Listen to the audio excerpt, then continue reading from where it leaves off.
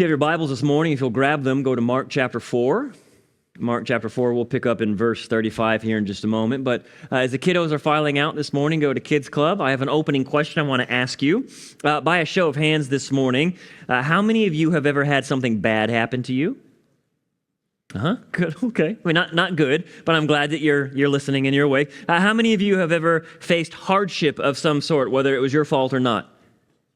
Yeah, all of us, right? I know these are easy answers. That's just life, isn't it? We are broken people living in a broken world, fallen people living in a fallen world. All sorts of things can and do go wrong. So then maybe you know what it's like when the doctor calls because the test results are in and they're not good. Or maybe you know what it's like to have a job, maybe even a job that you love and it provides for your family, but then you get the call that they're downsizing your department, that you've been laid off. Maybe you know what it's like to have a home full of fighting and tension. Maybe you know what it's like to be betrayed by a close friend or relative or associate. Maybe you know what it's like to have too much month left and not enough paycheck to cover everything. Or maybe you know what it's like to face any number of these things all at the same time, like wave after wave after wave of trouble. Now, we have a word for this sort of thing, don't we? We call these types of situations the storms of life. Because just like a physical storm brings wind and rain, it's disruptive, it brings darkness and destruction. The storms of life are times when things get hard, when turmoil comes our way, when darkness rolls over our lives and there's chaos and disruption, there's stress and anxiety, there's plenty of loss and destruction. And what makes it worse is that they're so often sudden, unforeseen, unplanned for. You're not ready. It's unexpected. They seemingly come out of nowhere and hit you at the worst possible times. And a lot of times, they're outside your control anyway. Try as you might, as much as you want to, there's really not much you can do about it. There's nothing you can do to fix it or to control it or to even make things better. So do you know what I'm talking about? Have you experienced this in life? I think we all have. These storms in life. Well, that's what we're going to talk about this morning because Jesus has to say something about the storms that we face in life. If you're with us last week, we started a new Advent series where we're reminding ourselves that Jesus has come and that changes things. Because Jesus doesn't just know what it's like to be human. Jesus doesn't know just what we go through because he's been through it himself. That's part of it. But more than that, Jesus doesn't just relate to us. He then helps us overcome. So as we mentioned last week, because of Jesus, we can have hope even in the wilderness. And our focus this morning is because of Jesus, we can have peace even in the storm. Let's take a look. Mark chapter 4, 35 through 41. You can follow along as I read out loud for us. Mark 4, starting in verse 35, says, "On that day when evening had come, he," meaning Jesus, "said to them, the disciples, 'Let us go across to the other side.'" He's talking about the Sea of Galilee. So leaving the crowd, they took Jesus with them in the boat just as he was, and other boats were there with him. And then a great windstorm arose, and the waves were breaking into the boat so that the boat was already filling up. But he was in the stern, asleep on a cushion. So they woke him and they said to him, "Teacher, don't you care that we're perishing?" And Jesus awoke, and he rebuked the wind and said to the sea, "Peace, be still." And the wind ceased, and there was a great calm. And then he said to them, "Why are you so afraid? Have you still no faith?" And they were filled with great fear. They said to one another, "Who then is this that even the wind and the sea obey him?" Now, I know this is only just a couple of chapters into the Gospel of Mark, but at this point in the life and ministry of Jesus, he's been around for a while. He's made a name for himself. He's very, very popular. So anywhere that Jesus goes, people want to be. Anywhere that Jesus goes, massive crowds gather because they want to hear what he's going to say next. They've heard him teach. They've heard the rumors about his teachings. They've seen him heal people. They want to be healed, or they've got people they want healed. They know he can do miracles. And so when Jesus shows up, things happen, things change. And so everyone wants to be a part of it. And he'd gotten so popular and so famous that it had become a little bit of a problem. Matter of fact, it was so bad that the crowds could be so overwhelming that they had a little getaway plan. They had a boat on the side, so if things got to be too much and the crowds were too big and too overwhelming, Jesus could slip out and he could escape. Now here in our passage, Jesus had just been teaching to the crowds all day long, and he was exhausted. So he and the disciples decide to slip away across the Sea of Galilee and get some rest. But what happened? It says while they're making their way across the sea, a storm blew in. Now, I don't know if you know much about the geography of this region. I don't know if you know much about the Sea of Galilee itself, but it's really more like a big lake. And the way that it is geographically situated makes it really vulnerable to sudden, violent storms. See, the Sea of Galilee sits down in a bowl or a basin of sorts, and there's hills and mountains, higher elevations all around it. And so what ends up happening is the cold, dry air of the mountains and the hills gets funneled down into the lake area, and it clashes then with the warm, humid air of the lake, and that creates all sorts of chaotic storms. And it can happen just in a matter of moments. I mean, you can literally be sailing along all fine, all calm in one moment, and then in the very next moment, the sea can change to total chaos with gale force winds and waves that are bigger than your boat. That's what the disciples were experiencing. They were sailing along like they had done countless times before. Everything is going fine. Everything is nice and calm and going according to plan, when out of nowhere, one of those storms hits and things get wild. So let's try, if we can, just for a moment. I know we've heard this story before, but let's try to put ourselves in their position, try to imagine what it would have been like to be in that boat that day. Now, at that time of day, it says it was evening, so either it was already dark completely or it was getting dark. And what that means then is visibility would have been low.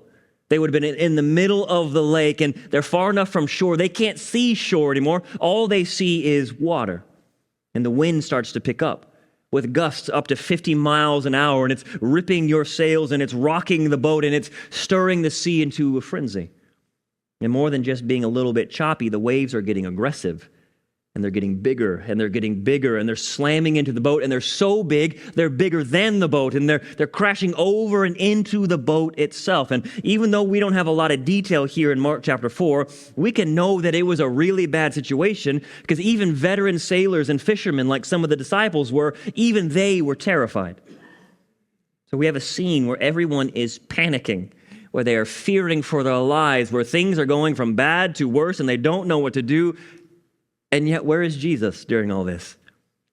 He's passed out asleep on a cushion in the back like nothing is wrong. Now, you can read into that what you want, but that's not the story's focus or what's important. What's important here is what Jesus does when he wakes up, because it reveals a whole lot more than we often realize. So here's the first and most obvious point, and I want you to write this down. This story shows us that Jesus is Lord over the storms of life. Jesus is Lord over the storms of life. Look again at verse 39. What does Jesus do first here, according to Mark's version of events? Yes, he calms the storm, which is absolutely amazing in its own right, but the key detail is how he does it. How does Jesus calm the storm? By speaking to it. So follow me here. I don't want us to miss this, because I know, again, a lot of us have heard this story.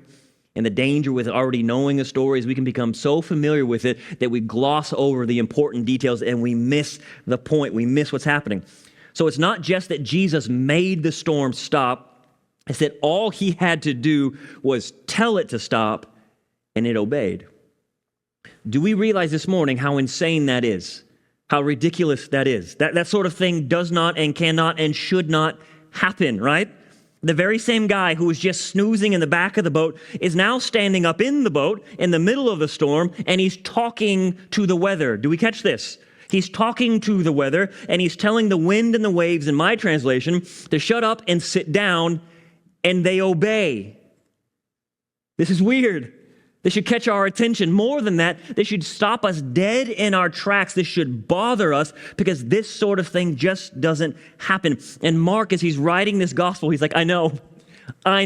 He's trying to make sure that we know that there is no one like this Jesus. You've never met someone like this Jesus. He's not just an incredible teacher. He's not just an incredible prophet. He's not just a miracle worker and healer. Jesus is exercising a power and an authority that belong to God alone. See, when Jesus speaks, demons flee.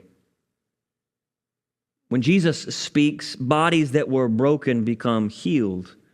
When Jesus speaks, even the unstoppable and uncontrollable forces of nature have to listen. So hear me. If he can do that, what can't he do?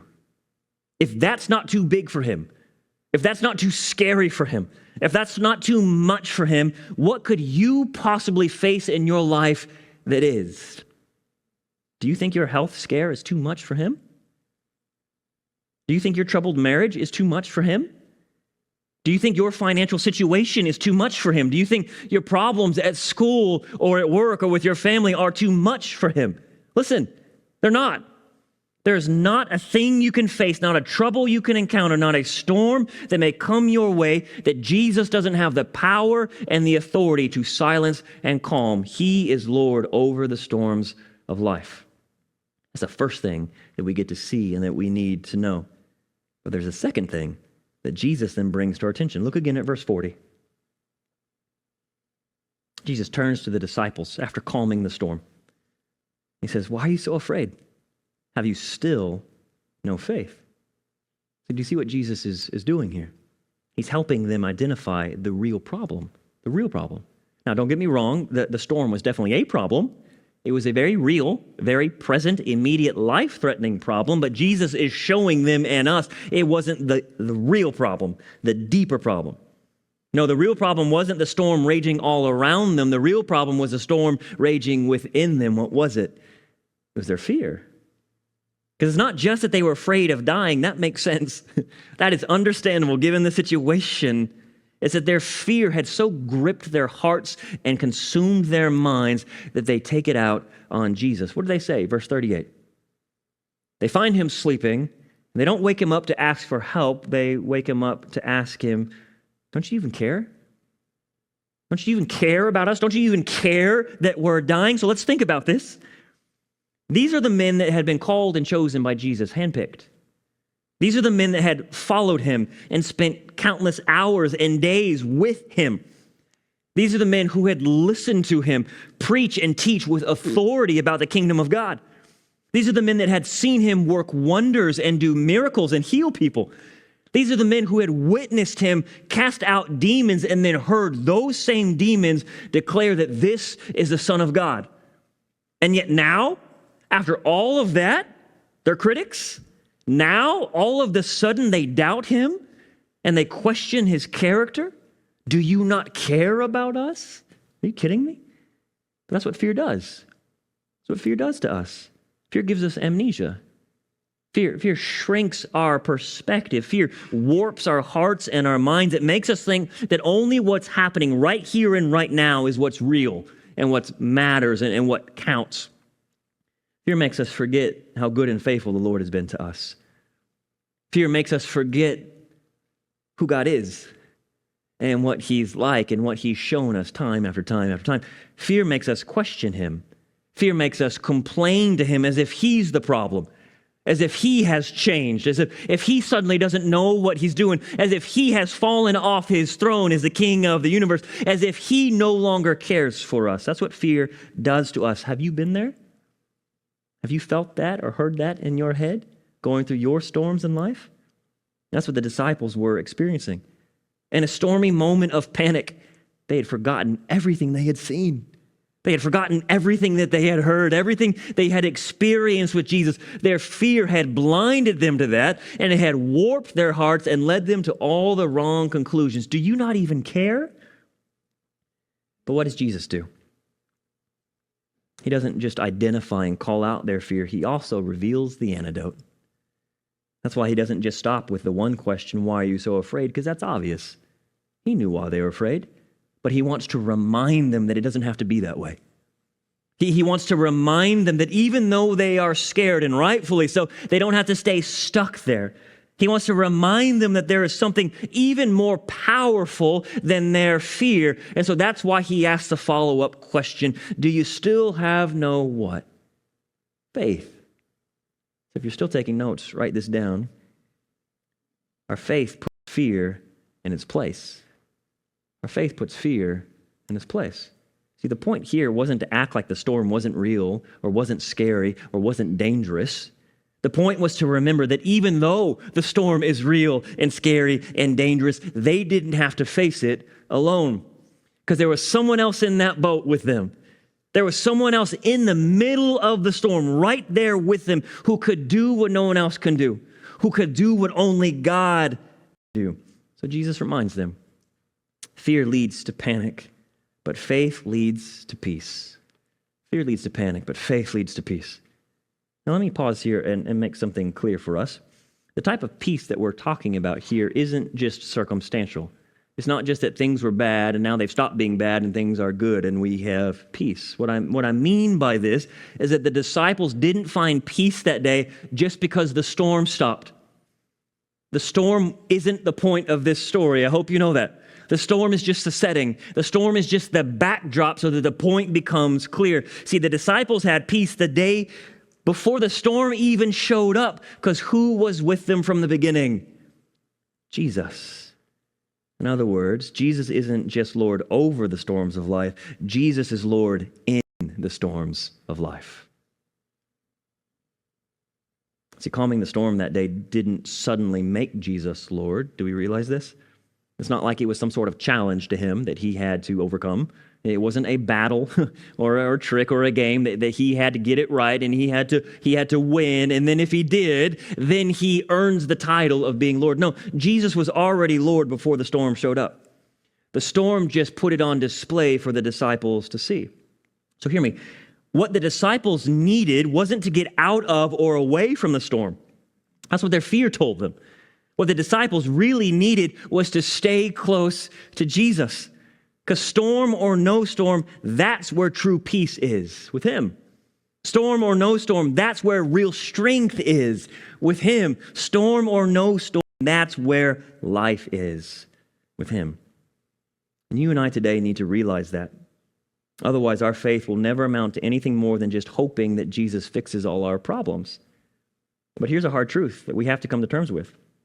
Just because Jesus can calm the storm doesn't mean he always will. Just because Jesus can doesn't mean he will or that he should. And he definitely doesn't have to do it on our terms or according to our timeline, but that doesn't mean he's not there. And it doesn't mean that he doesn't care. See, sometimes in his infinite goodness and wisdom, Jesus lets the storm continue to rage so that he can show us something new that we hadn't seen before. So he can show us something new and better that we need, but we weren't looking for. Sometimes Jesus lets the storm rage to strengthen our faith. Sometimes he lets the storm rage to show us how he still provides. Sometimes he lets the storm rage so that we can experience his sustaining grace. Other times, Jesus lets the storm rage to humble us, to reveal what's really in our hearts, to bring to our attention what we really believe in and what we really lean on. Sometimes Jesus lets the storm rage all around us to expose our idols and break them in front of us. And sometimes Jesus lets the storm continue to rage because he's drawing us in closer to himself than we could ever imagine possible. Closer to his goodness, closer to his love, closer to his mercy, closer to his heart.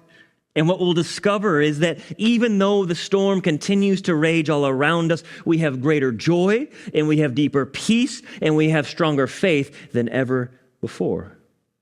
But we didn't know it. We didn't know what we had until the storm revealed it. Because it's not about the storm. It's about the God who is with us in the storm. So look, this morning, just because you're going through a storm, that doesn't mean that God doesn't know. It doesn't mean that God doesn't care. It doesn't mean that God is suddenly punishing you or anything like that. And I can't claim to know or understand or explain why God does what he does, but I do know that he's good. And I do know that we can trust him. And I do know that he doesn't waste anything. And I do know that Jesus is Lord, even in the storm. So do you know what that means? Do you know what that means? That means the next time you find yourself in a storm, do you know what you should do? Do you know what you get to do? Write this down. You get to let your faith do the talking. You get to preach. When a storm of life comes your way and it's too big and it's too bad for you, whether you understand it or not, you let your faith do the talking. You preach to the storm you in. It doesn't get the last word over you, and neither does your fear. And listen, it doesn't matter what kind of storm it might be. Maybe you're experiencing the storm of loss with wave after wave after wave of grief. Or maybe you're dealing with a storm of a health crisis with a body that just doesn't work the way it used to. Or maybe your storm is relationship problems, filled with tension and stress or broken trust. Or maybe your storm is a situation at school or at work or with friends. Or maybe your storm isn't even external. Maybe your storm is internal. Maybe you're battling doubt and uncertainty. Maybe you're stuck with anxiety and depression that you just can't break free from. Maybe you're wrestling with past trauma that keeps coming up. Or maybe you have a head so full of confusion that you don't even know what to believe anymore. But it doesn't matter. Whatever your storm may be, and whatever your fear may say about it, you don't have to listen. You let your faith do the talking. You tell them that you're not alone. You tell them who you belong to. You tell them that you are known and you are loved by the King of the universe. You tell your fear and you tell your storm that the sea doesn't scare you anymore because you know the one who made the sea. And you know the one who parts the sea. And you know the one who walks on the sea. And you tell them that he is here and he is with you. So you can tell the storms in your life that they can rage all they want, but your peace will not waver because your peace is rock solid, because your peace is not circumstantial. Your peace is a sure and steadfast anchor for the soul. Because if you belong to Jesus, then what that means is you have the power and authority to silence the storm in his name. You let your faith do the talking. You don't belong to the storms or your fear. You belong to him. And he has brought peace. So let me close with this. Welcome to life. It's hard. It's confusing at times. Storms come when we're not ready. But we need to know that our circumstances, the storms that we face in life, they do not last. They come and they go, but what a relief it is to know that we belong to a God who doesn't come and go. Because where is our God? In good times and in bad. Where is he? He is here. So this Christmas, we remind ourselves that he is here with us. At Christmas, we remind each other that he is here with us. We take it to heart and we cherish it. And we celebrate the fact that our peace in the storm, whatever the storm may be, isn't just a feeling that we get to have. And it's not based on our circumstances turning out for what we want them to be. Ultimately, our peace is a person. And his love is unstoppable. And his grace is infinite, and nothing, not even death itself, can stop him. And he is with us. So will we turn to him, and will we trust him?